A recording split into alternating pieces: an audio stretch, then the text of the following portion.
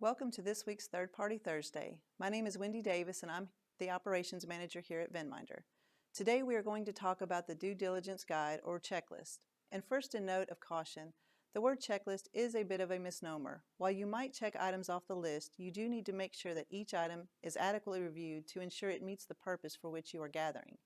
But there are some basic items that you want to make sure you are always collecting, and while you might tailor this based on the type of product or service or even a risk-based type of approach, there are certain things that you would normally gather for each and every new third party.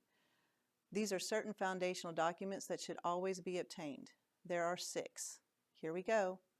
First are the Articles of Incorporation, so that you can understand what type of company it is and if it can do the job.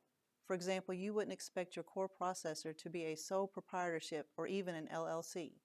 Second, their business license and any other professional license required.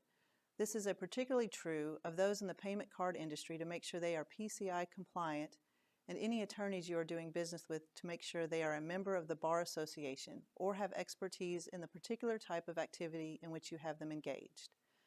Third is their tax ID number. Again, so that you can understand some of the basic foundational items about them, what type of business it is, and who is the ownership. You probably want to do an OFAC check or determine if the owners are a politically exposed person in a case of overseas activity. Fourth is a reputation risk check.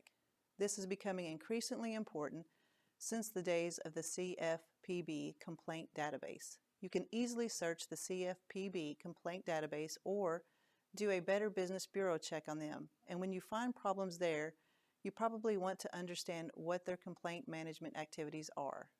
Fifth is doing a Secretary of State check. Again, you want to make sure they are good bill-paying citizens in the state they are incorporated. And then finally, in some cases, you are probably going to want to do a site tour or just get a picture of the facility to make sure you are comfortable that they are who they say they are and they aren't simply a storefront for some other activity. Now, depending on the nature or product or service, you may want to gather some additional items, such as for call centers.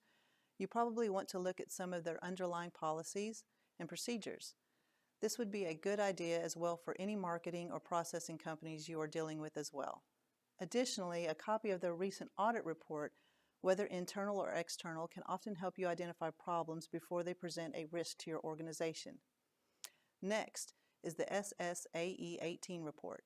The new SSAE 18 standards that went into effect in May of 2017 are particularly helpful because they will help you understand who their critical subservice providers. Next up, depending on the type of processing data they are doing for you, you may want to look at their network diagram and any penetration testing that has been done to make sure your data is always protected. Finally, I would also suggest some other items you may want to consider in certain circumstances, such as insurance certificates, or business continuity plans, or scripting in the case of call centers and IVR activity. And that's it. That's a pretty good comprehensive list of some of the basic checklist of items you should be covering in vendor due diligence. Again, I'm Wendy, and thanks for tuning in to this week's Third Party Thursday. If you haven't already done so, please subscribe to our series.